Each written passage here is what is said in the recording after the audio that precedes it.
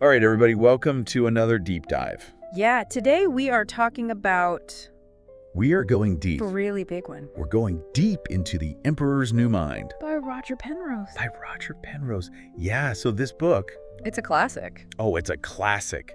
This is And it's influential. hugely influential. Yeah, and It came out a while ago, It did, yeah. but it's still so relevant. Still so relevant today. Like, especially when we think about all this stuff. yeah, of AI. consciousness. Consciousness. The nature of reality. Exactly. And, when a book gets a review like this, Oh, yeah, what was it? this is from the New York Times book review. Okay.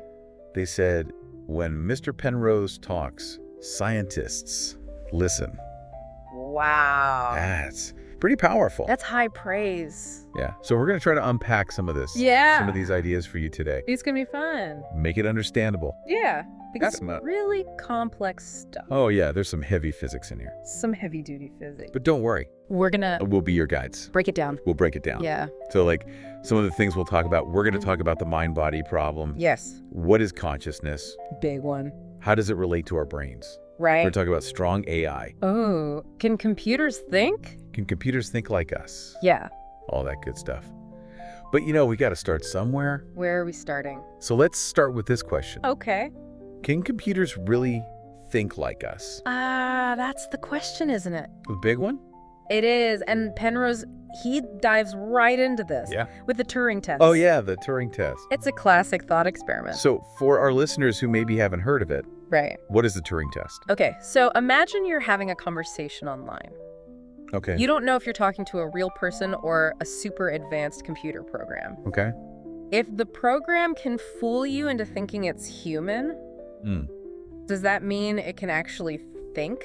Oh, that's a good question. Yeah, it makes you think about what thinking really is.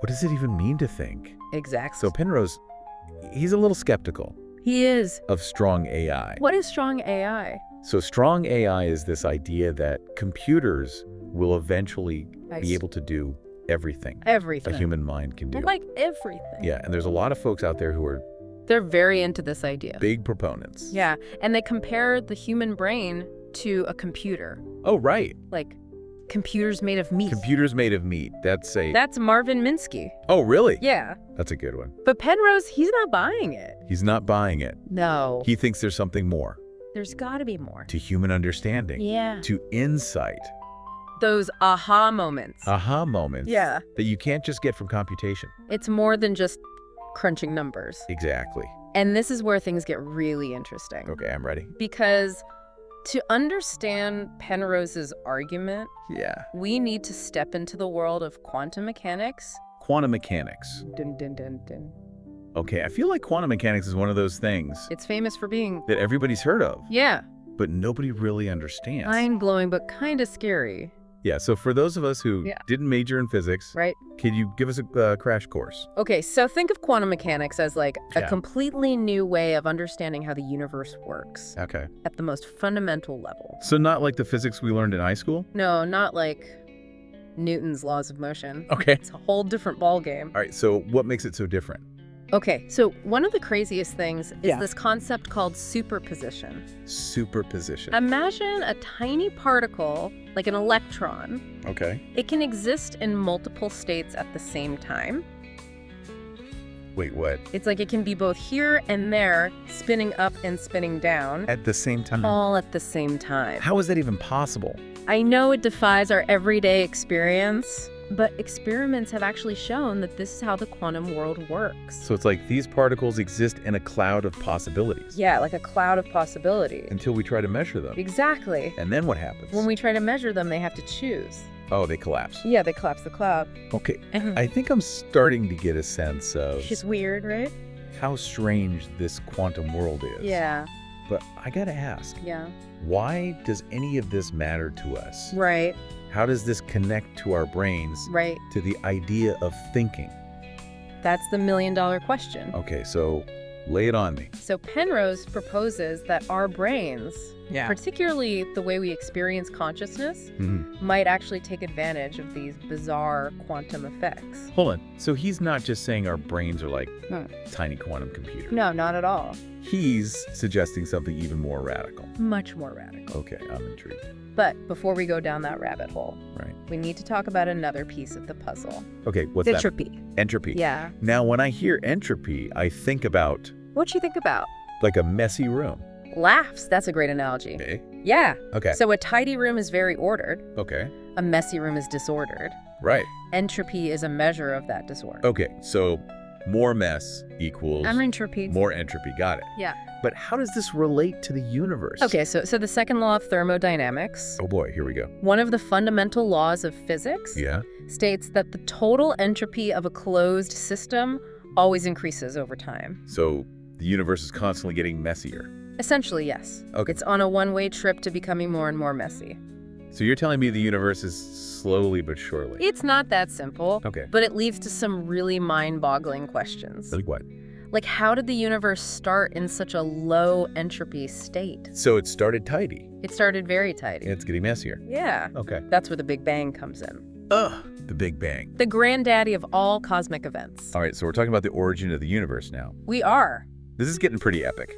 It is epic. So the Big Bang was a moment of Incredibly low entropy. low entropy, so very ordered. Very ordered. Okay. And because of the Big Bang, we experience the arrow of time. The arrow of time meaning. Time seems to flow Yeah. in only one direction from past to future. Okay. But here's the twist. Ooh, a twist. I love a good twist. The universe is also full of these things called black holes. Okay, black holes. Yeah. Now we're talking. Black holes are regions of space-time Mm-hmm. where gravity is so strong that nothing, not even light, can escape. I always picture them like giant cosmic vacuum cleaners, Right. just sucking everything up. Yeah, it's a common misconception. Right. They're much more complex than that. All right, so black holes, they have, Enormous entropy. you're like entropy monsters. Yeah. Okay, so we have this universe that started out really tidy, Super tidy. and it's getting messier, Yeah. but we have these black holes that are like giant entropy vacuums. giant entropy vacuums. Okay, I think I'm following so far. Good. But how does this all tie back to consciousness? Well, Penrose takes these ideas Yeah. and he connects them to the power of human insight. Okay, now I'm really hooked. This is where we'll pick up next time. Oh no, you can't leave me hanging. I know. All right, so next time on the deep dive, Yes? we'll be exploring Penrose's thoughts on how human consciousness Yeah. can grasp mathematical truths and how this relates to the mysteries of the universe. It's going to be good. It's going to be mind-blowing, so make sure you subscribe Don't miss it. so you don't miss it. Yeah. We'll see you next time. See you there. Welcome back, everybody, to the deep dive. We're continuing our journey through the Emperor's New Mind. Yes, we are still unpacking all this goodness. Still going strong. Last time we left off talking about We were in the quantum realm, quantum mechanics. the strangeness of superposition, Superposition. Yeah. and of course the universe getting messier. The ever-increasing entropy. That's right. So today, we got to figure out how to bridge the gap What gap? between the vastness of the universe Right. and these mysteries of our own minds. Okay. Yeah, that's a big one. So where do we even begin? Well, I think a good place to start Right. is with this amazing ability our brains have What's that? to change and adapt. You mean like we're not just stuck with the brains we're born with? Exactly. Our brains are actually changing all the time. All the time. It's called brain plasticity. Brain plasticity. Yeah. Okay, so how does that work? Well, our brains are incredibly dynamic. Mhm. They're constantly rewiring themselves, Rewiring, so like, strengthening or weakening the connections between neurons But- based on our experiences. so everything we do, Everything we learn, everything we encounter it's all changing our brain. is shaping our brain. Yeah. Wow. Okay, but where does quantum mechanics fit into all of this? Right. Because last time, You were talking about tiny particles tiny particles. Yeah. and the weirdness of the quantum world. Exactly. So how does that relate Yeah, to something as complex as the human brain? right. It's like different scales completely. Right. It's a huge leap. So what does Penrose say? Well, this is where Penrose gets really daring. Okay, I'm listening. He proposes that quantum mechanics Hmm. might actually play a role in how our brains change and adapt. Wait, are you saying our brains are like quantum computers? Not exactly. Okay, good, because I was about to freak out a little bit. He's not saying our brains are just tiny quantum computers. Yeah. He's suggesting something much more radical. All right, I am officially intrigued. Lay it on me. Okay, so he draws this fascinating parallel Okay. to something called quasi-crystals. Quasi-crystals. Yeah, have you heard of these? I feel like I've heard the term, Yeah. but I couldn't really tell you what they are. Okay, so they're these structures that have a very unique kind of order Right. Unlike regular crystals, which have a repeating pattern, quasi-crystals have this kind of ordered disorder. Ordered disorder. Yeah, I know it sounds like a contradiction, It kind of does. but that's what makes them so interesting. Okay, so explain what you mean. So they have a pattern, Mm-hmm. but it doesn't repeat in a simple, predictable way.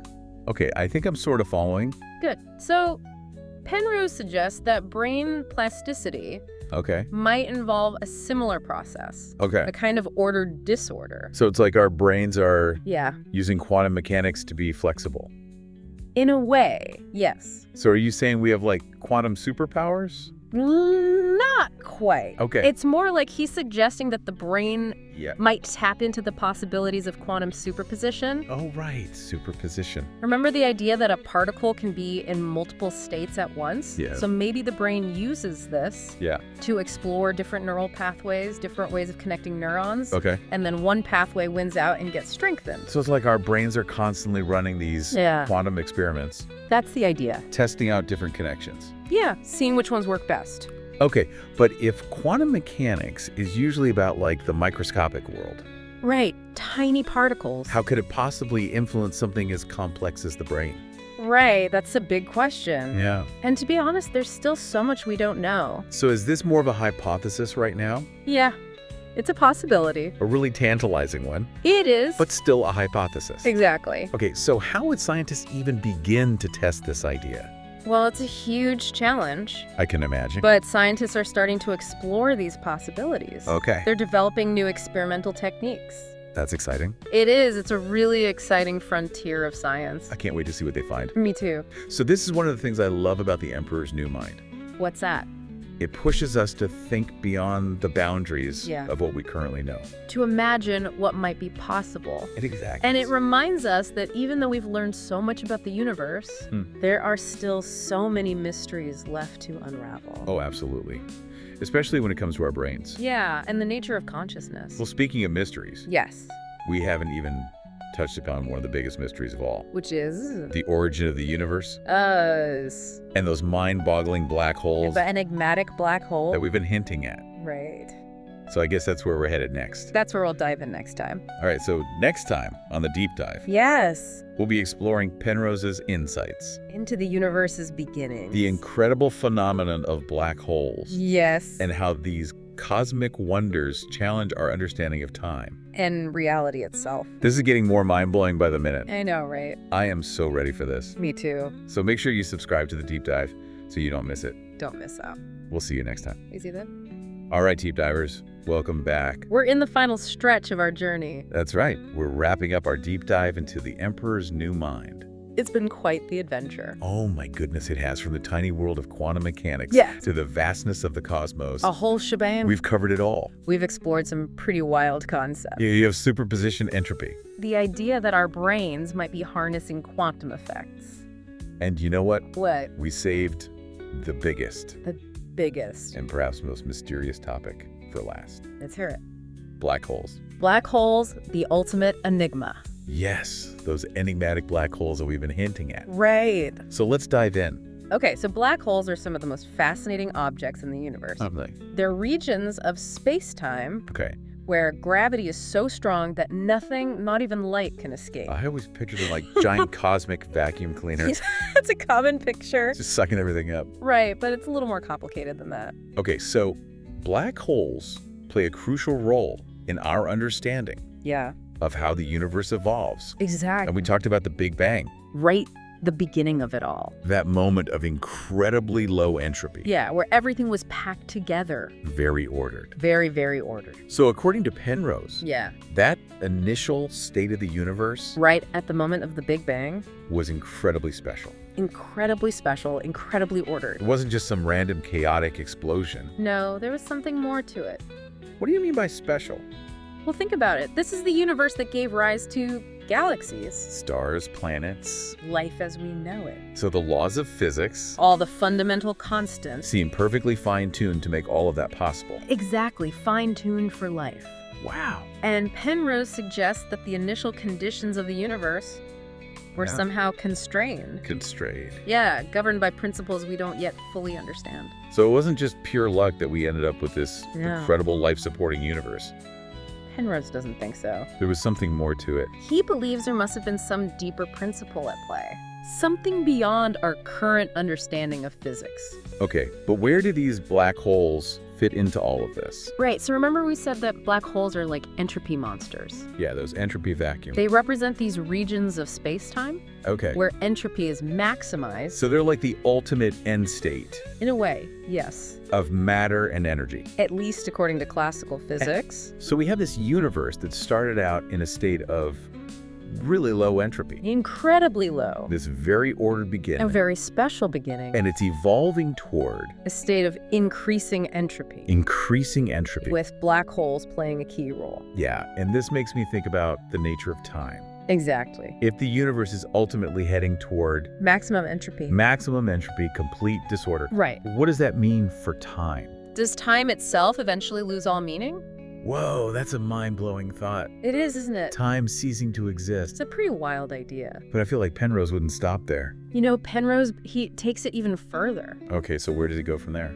He suggests that maybe the universe doesn't just end in this state of maximum entropy. Okay. Maybe it goes through cycles of expansion and contraction. Cycle, so like Yeah, with each cycle starting over. beginning with a new low entropy event, something like a new Big Bang. So it's not just a one-way trip No. to a completely disordered universe. It's more like a cosmic dance A cosmic dance, I love that. of creation and destruction. Okay, and where do black holes come in? Well, Penrose suggests that they might play a role in triggering these new cycles.